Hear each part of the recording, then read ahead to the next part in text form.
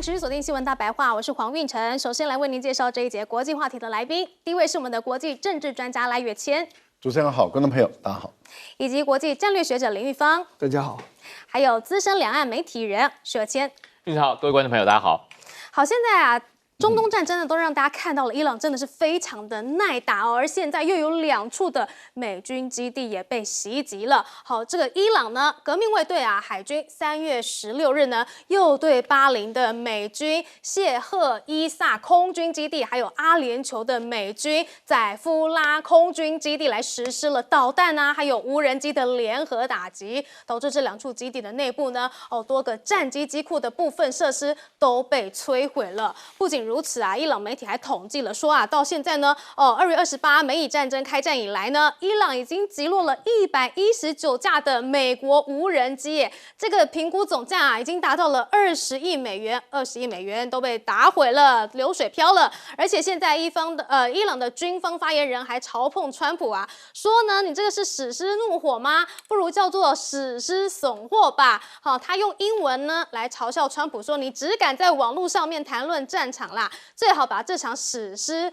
怒火的行动改叫做史诗损祸的行动哈。而现在呢，不仅仅是很多的美军基地呢都被袭击，还有无人机也被袭击了哦，就连这个美驻伊拉克大使馆呢又再一次的遭到袭击了哈。这个呢是今天凌晨啊。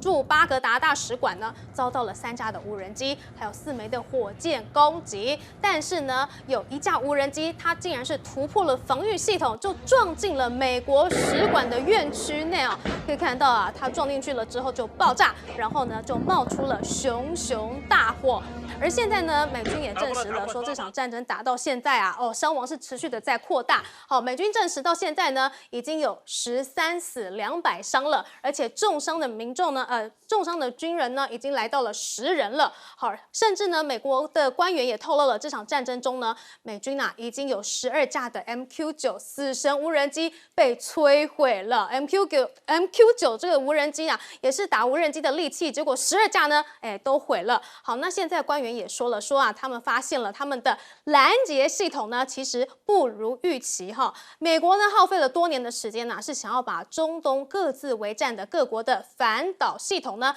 整合成一个呢覆盖全局的一体化超级反导系统。而随着昂贵的近程预警雷达被摧毁，或者是无法运作，所以美军呢又非常的难以及时补填，导致这个反导系统拦截率呢是急速的下降。好，那也有学者就说了。从呢网络上面流传的影片来判断呢，爱国者系统的拦截成功率呢只有个位数而已。那么随着拦截导弹的库存快要消耗殆尽了，这个拦截的效果呢还在持续的降低当中。所以现在呢战事实在是对美国越来越不利了。传出呢美军对伊朗作战呢也给出了退出选项。好，这个是6名知情人士透露啊，说美国军方啊在制定伊朗战争作战规划的时候，就已经为川普设置了多种的退出选项，以便川普在需要的时候可以结束战争。而这些退出通道呢，也已经被纳入了美日的战争规划。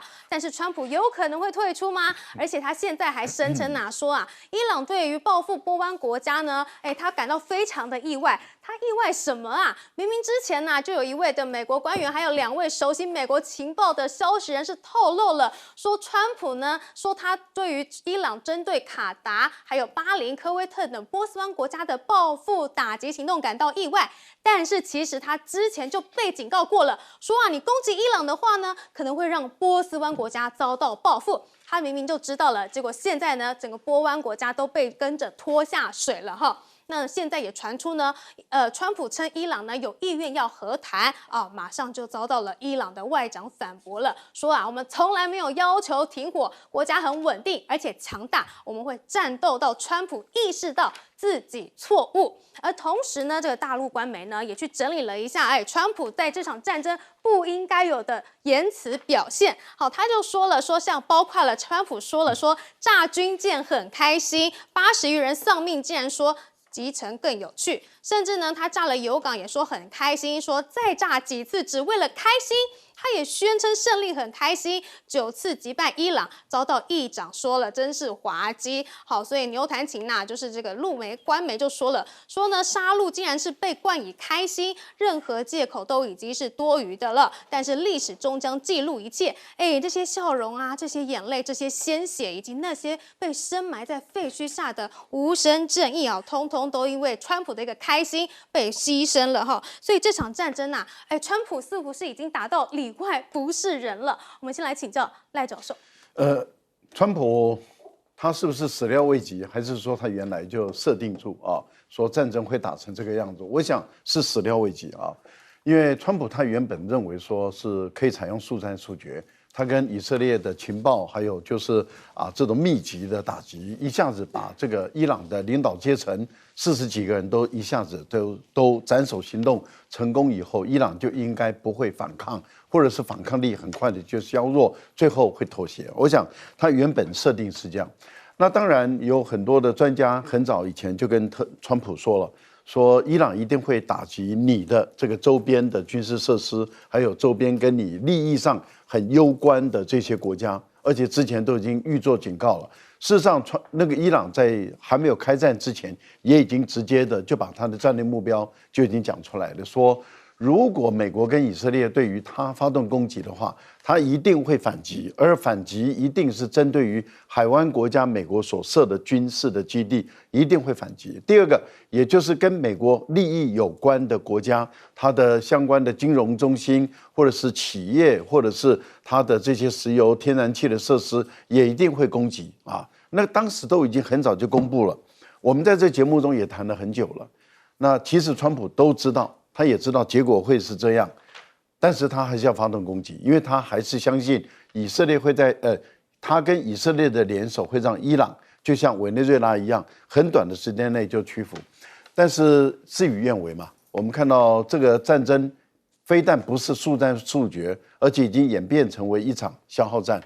这种消耗战，坦白说，对两边是两败俱伤，应该讲是3败俱伤。为什么？以色列也目前的不停的在受到攻击。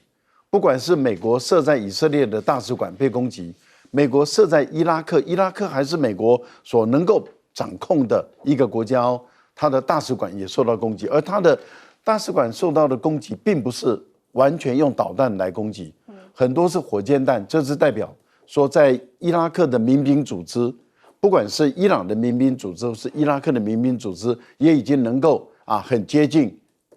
美国在伊拉克的大使馆的范围内了，然后可以对它进行攻击。所以美国的大使馆，它目前来讲，这种有政治讯号的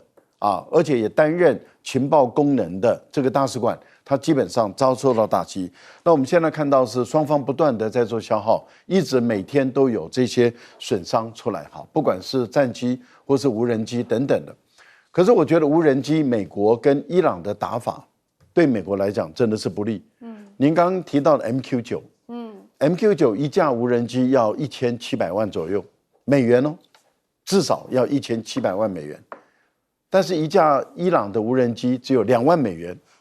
所以对于伊朗来说，它是有去无回的单向的无人机，它有点像自杀型的炸弹，或者你把它称为神空特工队也好，也就它的任务就是飞过去了，被你打掉就没了。但是你只要我突穿了，我就可以炸掉你一个小部分的军事设施，或是炸掉你几架战机就划得来了。我只要炸到你一个战机或是无人机，我就赚了。所以因为它太便宜，所以对于这个美国来说的话，面对于这种数以万计的无人机，它坦白说到目前为止，它呈现出来的是束手无策。而美国的无人机已经被伊朗有效的掌控了。最早的时候，美国要掌控一架无人机，要把它伊朗要掌控美国的一架 MQ9 的无人机很难哦。不管是要把它引诱导，或者把它把它打下来都不容易。可是我们都知道，在前几年吧，伊朗曾经有效的也就是用骇客介入，然后让他误以为他已经回到基地里面去了，结果捕获了一架无人机。这一架 MQ9 的无人机被伊朗拿到以后，坦白说，它具有高度的这个情报价值了。我们现在看到，就是会有这么多架119架的美国的无人机，包括 MQ9 都被打下来，被拦截下来，我觉得跟那架是很有关系的，因为他掌握了美国无人机的这些最顶尖的机密，对顶尖的数位，他就可以掌控了。所以我们看到美国的无人机就已经不再像过去一样很难被发现，很难被打下来，现在变成是容易被发现，容易被打下来。可是我觉得现在最糟糕的地方是在于川普对于战争的态度。川普对于战争的态度这样的一种不严肃，对啊，我个人觉得这个对于在战场的美军来说，其实都很难看。更重要的地方是在哪里？这次谈到了有一艘伊朗的军舰，它是到印度去参加一个军事演习。那参加一个军事演习，所以它没有武装，虽然是军舰，可是它没有带实弹。他参加军事演习的时候，结果被美国人用潜舰把它击沉了，而里面有80多位官兵死亡。当然，我们看到印度也好，或是斯里兰卡也好，他们救了一些官兵上来，可是大家都觉得说这胜之不武，因为这一艘战舰，它是去出席参加军演，你怎么可以对于它来进行攻击？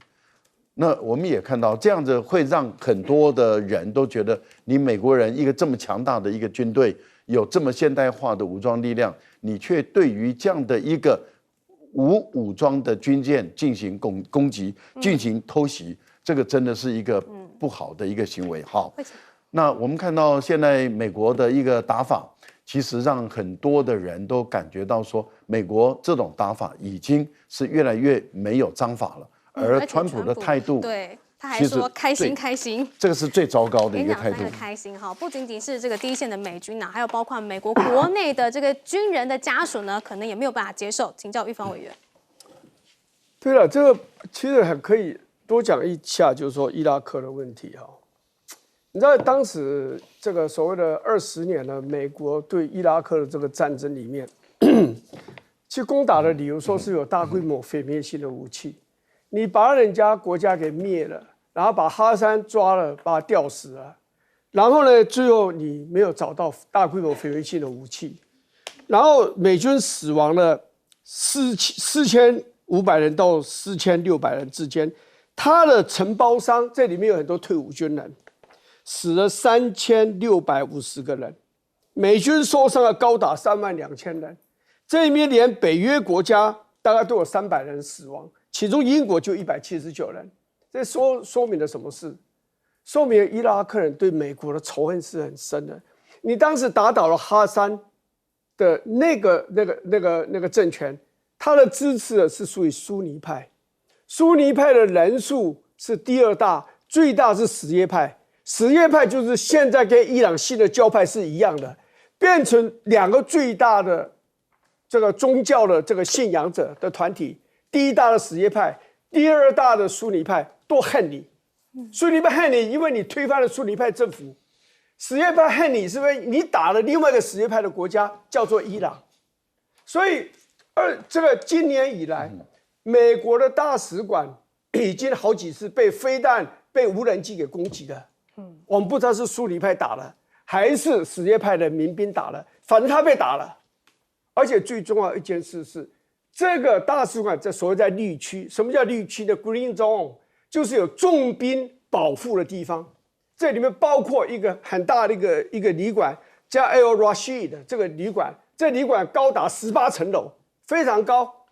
这个旅馆也被打了，就这2天也被打了。这说明了一件事，这个战争已经扩散到伊拉克去了。我告诉你，阿拉伯联合酋长国这个不重要，你知道其他的那些国家，什么约旦都不重要。为什么？因为他们没有伊拉克重要。为什么伊拉克这么重要？因为伊拉克跟美国有很深的仇恨。这个战争如果蔓延到伊拉克去的话，那美军在伊拉克本身就自顾不暇。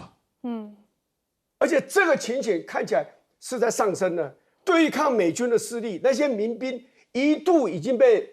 制服的民兵，现在纷纷又再起来了。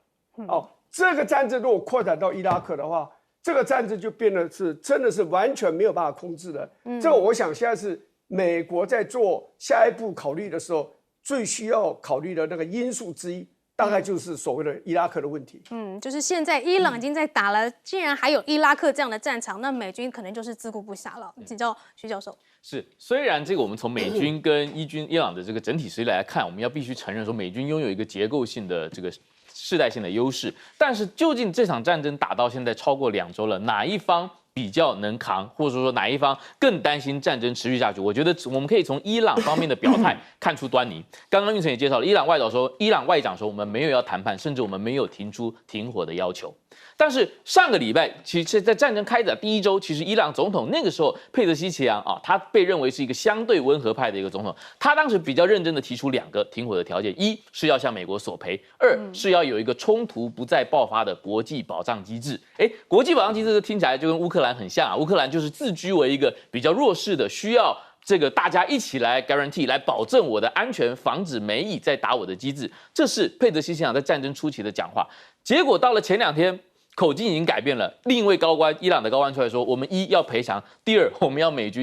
国撤出波斯湾。那大家这个姿态一下就拉得很高，那大家也都知道，美国撤出波斯湾是不可能的事情嘛，所以这代表了伊朗到在目前这个时间点上，他并没有很强的这个谈判的意图，甚至他正在鼓动他在区域当中的这个盟友，包括也门的胡塞武装，包括刚刚说到的伊拉克的亲伊朗的民兵，包括黎巴嫩的真主党，各方也都在跟美以进行一个大地缘的这个大范围的抗衡，甚至有可能的话，胡塞武装还有可能去切断这个红海南岸的这个曼德海峡。那这样的话，霍尔姆兹海峡跟曼德海峡如果同时都受阻，那我想对于全球能源跟这个金融稳定的波动性，那可能会超出美国可以的承受。那这是现在伊朗方面的盘算。那另一方面，我们看到白宫这2天出现一个人啊，叫 David Sachs， 他是白宫的这个智能货币、加密货币跟 AI 的这个顾问委员会的主席，也大家被认为是美国的加密这个 czar 加密这个沙皇。他在上一个播客节目的时候，他就说，川普现在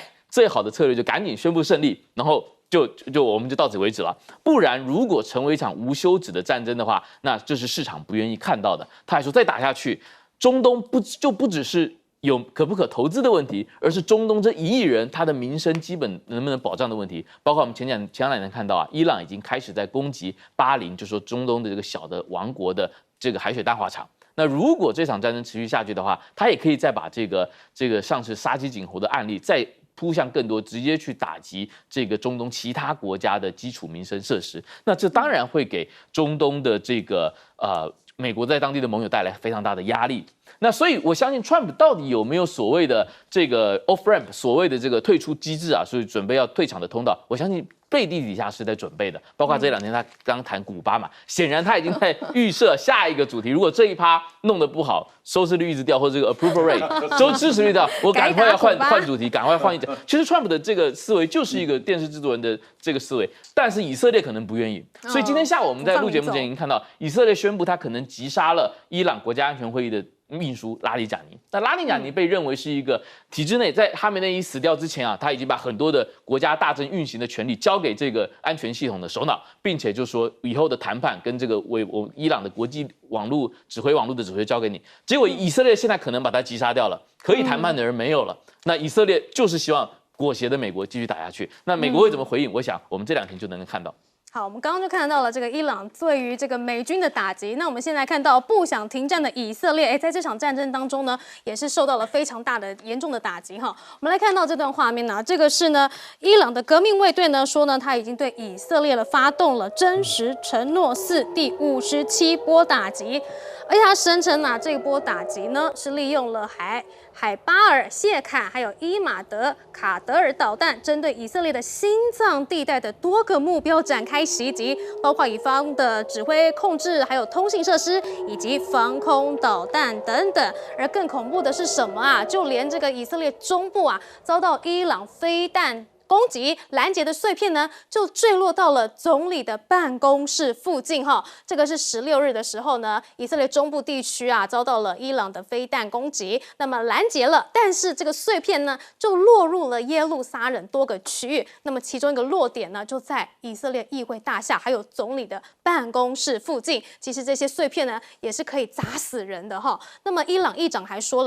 啊，他们已经为了长期抗战做好了准备，知道呢他们会削弱我们的作战能力，所以伊朗呢准备了充足的导弹，还有无人机储备，而且还有生产能力，生产速度是远快于敌军的拦截导弹，成本呢也低得非常多。不论这个是是真是假啦，确实它的成本呢都是非常低的。而且在这种情况之下呢，美军的加油机也是一直不断的被打击，还有一架受损的美军空中加油机呢，最近就请求在以色列特拉维夫来紧急降落。那么位于特拉维夫附近的这个本古里安国际机场呢，也宣布啊进入了一个紧急状态。而伊朗呢，现在还呼吁所有的伊斯兰教国家呢，一起来对抗美国和以色列。这个是伊朗最高国家安全委员会的秘书啊，发表了致伊斯兰国家的公开信，呼吁啊相关的国家呢，应该要重新审视地区的局势，还有自身立场，强调伊斯兰国家要团结，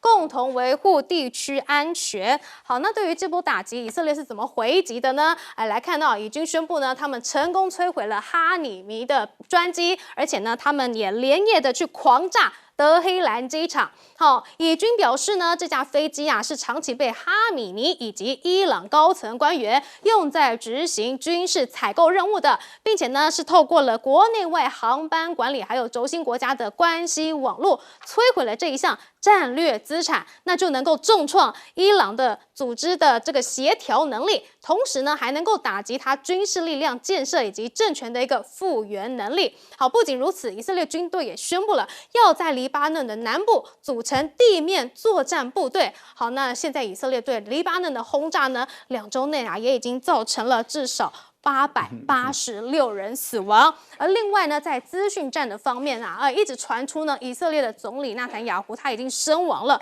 所以现在呢，以色列是再发视频哈，这个是以色列总理办公室发布的一段影片啊，看到这个纳坦雅胡啊，在耶路撒冷一处观景台的户外咖啡馆跟民众交流，还提醒人们呢要待在靠近安全区的地方，以防被导弹袭击。但是呢，这个影片呢就被人家说了，好像有一点不自然哦，包括有没有可能是 AI 生成的呢？都传出了这个疑论。不过啊，现在战争还没有结束，川普要另辟战场了吗？就是刚刚说的，川普竟然放话要去夺取古巴，他还说呢，他非常期待能有荣幸以某种形式拿下古巴，我可以对他做任何我想做的事情。好，但是他一直打，对民众都要受不了了，尤其是MAGA派支持川普，就是因为他曾经承诺过要减少对外战争，专注于国内啊，怎么现在一直四处在开战场呢？所以很多的MAGA支持者呢，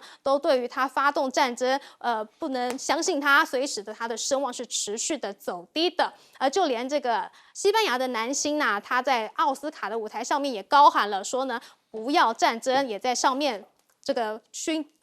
带着这个反战字眼的勋章啦。好，所以这场战呢，已经让 MAGA 支持者离川普远去了。而以色列一直持续的被攻击，又还撑得下去吗？我们请教赖教授。目前以色列的整个态势是要继续打下去啊。我想他们的领导人或者领导阶层表达的意志是很坚定的，要继续打。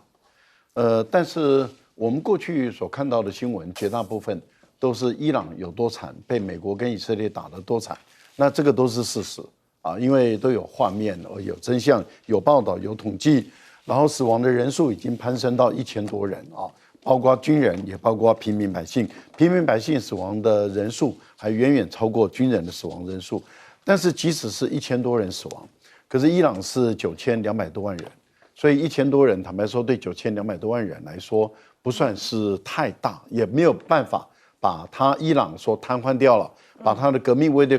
都有15到17万人，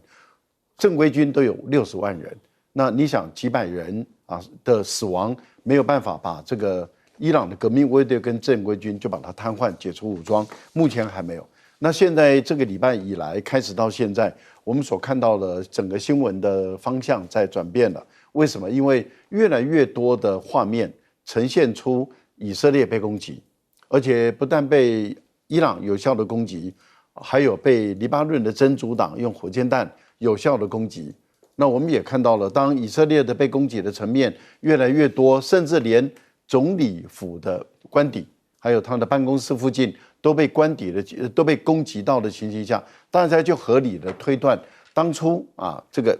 伊朗的最高领导人他的住处、他的开会的处所被有效攻击以后，造成他们的死亡，以及继任的领导人目前还传出他应该有受伤，有人认为他应该被送到俄罗斯去接受一个更完整的一个治疗，有人认为他已经伤残了，甚至有人说他已经死亡了。但是问题就是，我们所看到他目前来讲继续在履行他的职务。第一次的公布他的讯息，就是他的声明是透过媒体人所发布的。今天他做了第一次的人事的任命，也就是他聘了一位最高的军事领导顾问。也就是说，他的最高的军事领导顾问今天发布命令生效了，这代表他已经开始在运转，开始在行使他的职权了。而这位军事顾问本身在以前就是伊朗的副总理这样的一个态度，所以我们看到这个战争事实上是在拉长，然后传出来的谣言都已经被证明，有的是被证明为真，那就不是谣言；但是被证明为假，那就是谣言了。好。可是问题是在于，今天又传出刚刚何谦有跟大家介绍的，就是伊朗的最高的国家安全秘书他被炸，这是事实，但是他是死是生还不晓得。为什么？因为伊朗目前来讲没有公布他的生死或是受伤，目前来讲还没有公布，所以我们就再等一段时间就会知道。那有一般估计说，如果他真的是死亡的话，那对于以色列跟美国人来讲，你现在要找谁来去谈判？现在外交部部长已经讲得很明白，就是伊朗的外交部部长讲得很明白，说我们对你不信任。那你川普所说的已经开始有人跟我们接触跟美国人要谈判，他说没这回事，我们根本不可能来跟你谈判。为什么？因为我们跟你2次谈判，2次被你打，那我们怎么可能再犯第3次的错误？那如果没有进行外交斡旋的话，那这个战争要怎么结束？除非你川普单方面宣布我赢了，我胜利，我把军队撤回来。好，反正我就是宣布胜利嘛，我说的算，我说了算嘛，我们就赢了嘛，我的部队撤回去不跟你打了。那如果是这样的话，或许可以解决一部分的问题，但是真的会玩到这么儿戏吗？我们也都在观察。可是我觉得现在的谣言满天飞。为什么？内塔尼亚胡被传出他已经被炸身亡，因为他已经有6天没有在公开的场合露面了。好，第一次被传出来的时候呢，他就没办法他要破谣，所以他就拍了一个视频。拍了一个视频以后，很多人就开始分析说不对哦，这是 AI 深度合成的。为什么？因为你有6根指头然后被人家数出来。后来他被迫没办法，昨天又放出第2支视频。第2支视频放出来了以后，很多人又说不对哦，这支视频是造假。为什么？因为你后面的背景是旧的资料你是有 AI 深度的，而且怎么可能会戴面具呢？戴口罩呢？好，结果他今天又放出第3支视频了，说你看我们在公开的场合有跟那个路人甲乙丙亲切的交谈，可是问题就是还是很多人不相信。说这支也是深度造假，因为它不自然他表情不自然。各位观众朋友，这代表什么？这等于是要把你逼到你走到这个国际媒体的前面来，去直接由国际媒体来认证说你还活着。可是他不愿意啊，为什么他不愿意？因为他一旦被认证了以后，他很有可能因为伊朗现在的导弹越来越精准，说不定就1枚就炸到了。对，所以宁愿释出这个影片让大家去怀疑，也不要冒着生命危险啦。我们请教林玉凡委员。以色列的这种对新闻的管制对战争的进行呢，这样的一个报道的管制，不是这一次而已。去年6月的这个14天的战争里面，以色列就管制很严了，这一次管制的更严，就是说不准你去报道这个伊拉克的对不起，伊朗的这个飞弹攻击到了那个所造成的伤害，不准你拍。好，第二个呢，以色列拦截的那个铁穹发射的那个系统，它所发射那个地点不准你拍。你要拍的时候，你可以拍底下的，要把镜头往下压，拍到街道，不能拍到它的阵地之所在。哦，那另外有一个地方就是说，地方那个它的飞弹攻击到了一个地方啊，那个地方你不能拍。可是它飞弹的破片呢，飞到附近攻击到一个教育的设备啊，学校还是什么，你可以拍那个。因为那个是破片嘛，说是比较轻微的嘛，所以它的管制哦是非常非常严格的。然后你用了文字，它也要介入。所以有些的国际媒体的记者就被局限，就把他扣押，来询问他的动机啊什么等等这样，所以造成了非常大的困难。就是这个时候，以色列根本就不是一个民主开放的国家。新闻管制的非常非常严，我可以告诉你，美国也是这样子，在川普这次的战争里面的态度。你看那个 CNN 现在说有一个其他一个川普一个有钱的大财阀要接管了，要买下来这个 CNN。国防部长说越快接收越好，一说你 CNN 有问题，那这次川普不是只有骂他是什么 fake news 等等啊，川普用了很多字是非常糟糕，就是你们这是不爱国的啦。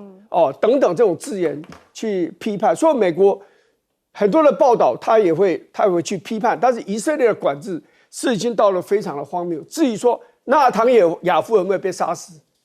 这个我就认为是说他是有，这个就是太荒谬了。因为我告诉你，以色列毕竟是个开放的国家，他的反对党的力量其实还蛮大的，人民其实有很多的人是反对纳坦雅夫的，这就是纳坦雅夫要每一场制造一场又一场的战争的原因，因为只有在这个危机的时刻，他的政治的生命才能获得确保，他不用因为贪污案而出席法庭，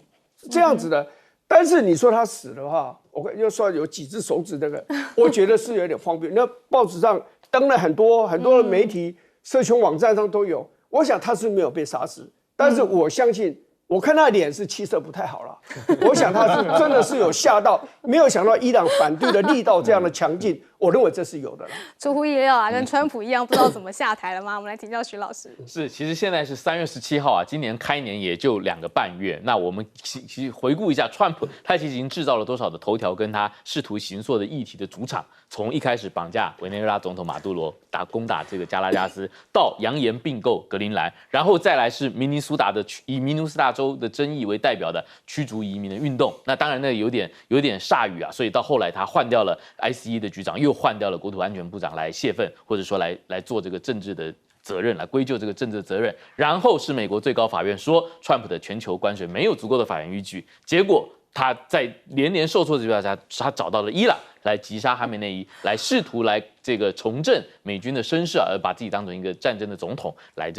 形成所谓的聚集效应。但我们可以看到，美国的民意现在这从上个礼拜做出来的民调来看，大部分的稍微多数的美国人56%、60%其实是质疑这场战争的。那真正支持这场战争大概就40%左右。那随着这个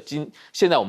在石油的价格已经偏高了，而且霍尔姆兹海峡它除了是全球的油阀掌控25%大概的石油通路之外，它另外也掌控了全球大概1/3到1/4的化肥的通路，所以它对于全球包括美国在内的农业生产的波动也是很有影响的。那现在也是北美的春耕的季节啊，所以芝加哥商品交易所的大宗物资的这个黄小玉、黄豆、这小麦、玉米都在涨价，那这可能也会给本来就已经美国很头大的通胀带来很大的压力。所以我们也并不意外啊，这个Trump 他开始谈古巴的事情，试图把焦点转移到下一个有可能 accomplish 有可能拿到正面成绩的议题的战场。那上个礼拜五呢，3月13号，古巴的领导人啊，古共中央第一书记跟古巴的这个政府的领导人迪亚斯卡内尔，他也正式对外宣布啊，他说美国确实现在跟古巴政府在谈判，这就证实了过去1个多月秘密在传的一个传言，就是说美国的这个古巴裔移民的后代，美国国务卿那个 Marco Rubio 跟劳尔·卡斯特罗的孙子，也就是现在高龄94岁啊，当年传奇性的费德尔·卡斯楚他的弟弟叫劳尔。那劳尔的孙子呢，其实现在大概40多岁的一个年轻人，正在秘密的代表古巴当局跟美国来进行谈判，谈怎么样去处理双方的这个紧张的关系，以及古巴现在面临的严峻的能源危机。因为大家也都知道啊，就过去委内瑞拉从不管是查韦兹到马杜罗的时代，跟古巴的关系都非常的紧密啊。古巴给委内瑞拉输送各种情报的部门的训练，输送医生，然后呢输送科学家。反过来，委内瑞拉投桃报李，对古巴提供长期的石油还有其他的这个资金的援助。所以过去啊，这个大概一天估计委内瑞拉一天要向古巴运送3.5万桶油。那当然，这一次在马杜罗被绑架，然后美国直接去这个控制这个委内瑞拉的政坛的路线之后啊，这个被卡掉了，这个输送油被卡掉了。那墨西哥现在也受美国的影响跟美国的这个恫吓，也不敢再向古巴在输油，所以古巴他自己这个国家只能这个石油自给率大概有40%左右。所以从今年1月底以来，古巴原本就面临的能源跟这个民生物资的危机，可以说是雪上加霜。我们从2月就可以看到，古巴的9个机场就宣布，他们不再在机场为飞过来的客机提供加油服务。那我们也看到一些信报，就是说古巴国内的这个停电，现在每天停电的时数越来越长，然后政府还规定面包店你不能再用炉火了，你不能再用瓦斯碗，不能用天然气了，你要用炉火来烤你的面包。那所以这个古巴其实说陷入了非常焦灼的一个状态。那川普也非常自信，就是说我再推下去，我根本不用打，古巴可能会垮掉。所以我们当然希望啦，就是说如果事情能够用谈的解决，肯定比用打得好。那或许我们也不能说川普说的，川普要做的我们都不赞成，所以我们希望看到古巴有一个好的出路。对啊，不希望战争再继续打下去了。尤其这个中东战事啊，不仅仅是以色列跟伊朗还有美军的基地哈，现在连其他的国家呢也被攻击了。来看到这个是阿联最大的汽油田呢，这是位于阿布达比西南方约180公里的夏哈汽油田呐，16日的时候也遭到了无人机攻击，引发了火势，所以呢，目前就只能够紧急的暂停营运来进行损害评估。而阿联呢也宣布呀，去暂时的关闭领空，因为伊朗开战至今已经疯狂砸了1900枚的飞弹以及无人机了，所以只好呢赶快去关闭领空。好，那伊朗革命卫队呢也杀红眼了，还警告要攻击中东的美国企业，还呼吁呢员工呢你赶快撤离吧。好，在这个时候美军自己呢也是问题一堆尤其是这个福特号，之前才传出厕所马桶堵塞，现在呢是上面竟然是发生了大火，而且持续超过了30个小时。那被扑灭了之后呢，600多名的水兵还有船员呢睡在地板上，而且如果这个部署的时间超过了6个月的话呢，这对于航母还有船员来说都是非常的困难、非常的克难的。而这个时候呢，中东的油田搞不定那油价就要涨了咯，所以希望荷姆兹海峡赶快能够通过。那么川普就呼吁了其他的盟国呢一起来护航，结果都被遭到了拒绝。所以川普呢在白宫上面就有点不高兴了，在活动上面就说呢，有些国家对此非常热情，有些则不然。有些国家我们帮助了很多年，保护他们不受外部势力侵害，他们却不这么热心。在指谁呢？很多国家吧，因为几乎没有人是答应的。尤其是我们看到欧盟外长就说这个中东战事不是欧洲的战争。他说欧盟成员国无意将现有的盾牌海上护航行动拓展至荷姆兹海峡。好，现在川普没有朋友，不仅仅是在这个护航方面连关税也有人要开始跟他翻牌了。第一枪是谁？是马来西亚，他宣布呢跟美国的贸易协议失效，也不甩川普的报复警告。15日他宣布了说呢，因为美国最高法院裁定了对等关税违宪，所以呢，马来西亚跟美国的贸易协议无效，好，就成为了全球第一个无视川普威胁还作废协议的国家。而这个时候呢，川习会还要不要办呢？因为我们知道川习会要谈很多也是关于关税的问题嘛。川普说要延后1个月，因为呢，他这个时候还在处理伊朗战争没有结束，他必须要留在这里，延后一点点不会太久。好，但是呢，也有人说了，是不是就是因为川普希望大陆能够帮忙开荷姆兹海峡，所以才导致这个川习会有延期了呢？专家就说啊，中国北京没有让步的理由。中国人可能会说，那我们就等等看，既然他们在战略上相对安全，就会有一定的操作空间。而现在呢，这个美国也一直把中国塑造成见死不救啊，不去护航荷姆兹海峡。官方的回应来了，我们来看中国大陆怎么说啊？这个是人民日报的评论文章，他说呢，目前美以军事打击伊朗引发的危机仍在持续。一些西方媒体啊，却开始围绕中国制造话题，诸如中国对盟友见死不救、中国是战事背后真正赢家等荒谬论调，再度上演了祸水东引的老把戏。很明确啊，中国的态度就是呢，你挑起的战争，我们没有要帮你擦屁股的意思。但是这个川习会延后了，这对于这个未来中美两方的谈判呢，会不会产生更多的变数呢？我们来请教赖教授。我个人是这样认为哈，因为战争已经一直在打消耗战了嘛，这个对于各方都不是一件好的事情啊，但是为什么海湾的相关的国家会被卷入这场战火？川普早就知道，因为当时很多顾问就已经跟川普说，一定会卷入周边的国家，不只是你的军事基地的问题，还有因为这些国家跟你的华尔街等的利益实在是挂钩得很深，除了这个基金相互投资、相互入股以外，石油公司也是相互投资、相互入股啊。那更何况这个杜拜，我们都知道，我们现在到很多地方去，我们都是经过杜拜中转，它成为一个国际间非常重要的一个交通的枢纽，也是国际的金融中心。可是这是阿联酋啊，他们花了几十年，花了不知道多少亿所打造出来的。他们一定要的是和平、安全、稳定的环境，他们才能够赚钱嘛。可是，一旦爆发战争以后，那大家不敢飞了，不敢走了，他们本身的航线领空关了，航线关了，然后炼油厂被受影响，那你想谁敢走这条路？所以他们本身的利益受损是很严重的。这个之前川普都知道，他后来说他不知道，很多人就说你说谎。对。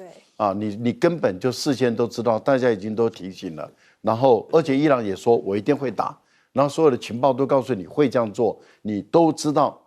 但是你自己在说谎，因为你赌注赌输了嘛，你以为可以速战速决，可是人家就是不速战速决嘛，所以是你没料到伊朗怎么这么耐打，这么肯打，这么敢打，而当时也很多人已经告诉你，伊朗就是能够耐打，就是敢打，就是肯打。你结果什么都不信，结果造成今天这个结果，你该负责任。另外，福特舰现在已经被证明，当初也是美国有意的掩盖这个新闻，当初就已经传出说它有发生洗衣间有发生火灾，可是很多人会觉得说，我们记得我们在上礼拜也在这个节目来谈嘛，当时肖舰长也很明白的说，这个很诡异的一个火灾啊，为什么？因为航空母舰上不能用明火。对，所以它是不可能是明火造成的洗衣间哦，水量很大的洗衣间。第二个，也就是说，它本身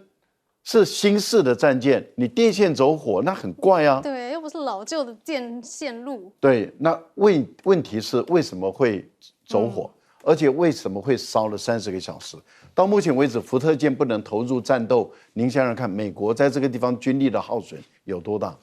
所以是不是美军呢也有一点军事涣散了呢？我们休息一下，待会回来。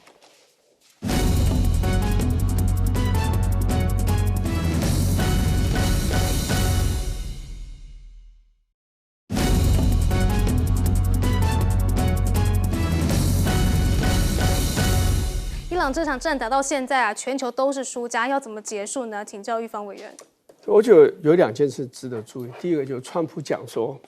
他可能要延后，本来月底要到中国大陆去跟习近平见面，他说他可能要延后，因为他这个战争在持续的时候，他希望留在华府。这一点有2个意义啦，一个意义就是说，看起来这个战争，因为记者问他，那这个礼拜会不会结束？他说不会。那如果到31号他不能去中国大陆了，就表示着说，连2个礼拜之内大概都没有办法解决。这变成川普开始心慌了，你知道？第二个，这个时候为什么不去看这个去中国大陆呢？我认为战争在进行是一个理由，有可能更深层一个理由。川普是个非常好面子的人，而谈判嘛，就是说你要从你的 full strength 怎么讲，就是说你要充满着那种力量去谈判嘛，对不对？你现在进入了战争，你糊里糊涂打一个战争，然后你现在不知道怎么抽身而退，什么时候离开都不知道。这时候你去跟人家谈的时候，你觉得你的地位很高吗？你认为你谈判的筹码很多吗？是很少了。习近平只要不断的听你吹牛，然后只冷冷问你一句话：那请问你这个战争什么时候可以结束？你讲不出来，因为你现在显然不是掌握在你手上嘛。这是第一个可以值得注意的了哈。第二个就是说，贝森特这个财政部长，他讲了一句话，他说：我们现在让伊朗的石油出来，我们不攻击他，让他出来。他出来去的主要是2个地方，一个是到中国大陆，一个是到印度了。那他讲这句话是什么？他讲这句话并不是说我很爱伊朗他是送出一个和善的讯息，说伊朗我对你也不错嘛，对不对？那你不让我的船进去，不让我的船出来，那你现在中国你伊朗的船你要运油出去，我们也没有挡你啊，你也拜托你也给我们一点面子嘛。这坦白讲，这一句话，贝森特的这句话是透露出美国其实是真的无可奈何，而且希望伊朗见好就收是有这个味道，有点求饶的味道，一艘换一艘，打架变成说，我现在没有对你丢石头了，你可不可以不要再丢我丢？我们在乡下孩子们在玩那个丢来丢去，不就这样子吗？我不丢你，你也不应该丢我了嘛，对不对？所以这个就看得出美国真的那个气已经慢慢没有气了，你知道？所以这个未来值得看，说你知道预测战争什么时候爆发是很难的，更难的是预测战争什么时候会用什么方式进行，而最难的是预测战争是以什么方式结束。现在后面2个问题就是最难解决的、最难回答的。没错，好，我们先休息一下，待会回来。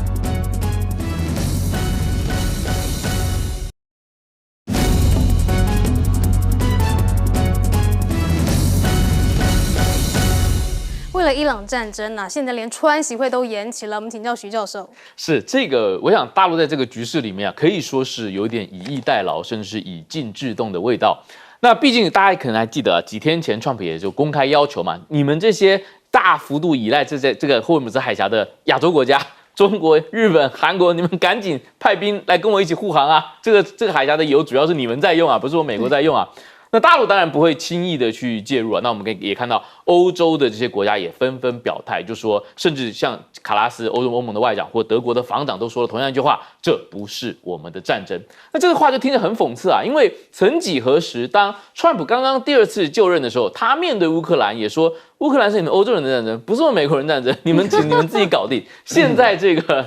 30个风水轮流转啊，马上换成这个欧洲人来对美国人说，这是你美国跟以色列的战争。莫茨德国的总理说的更直接，他说我们北约是一个防御性的同盟，我们不是一个介入型的攻击性的同盟，所以这不是北约应该负担的任务。那所以是在这种情况下呢，我想下一个马上要去面临考验的人是谁呢？是我们这个节目老谈的对象高市早苗。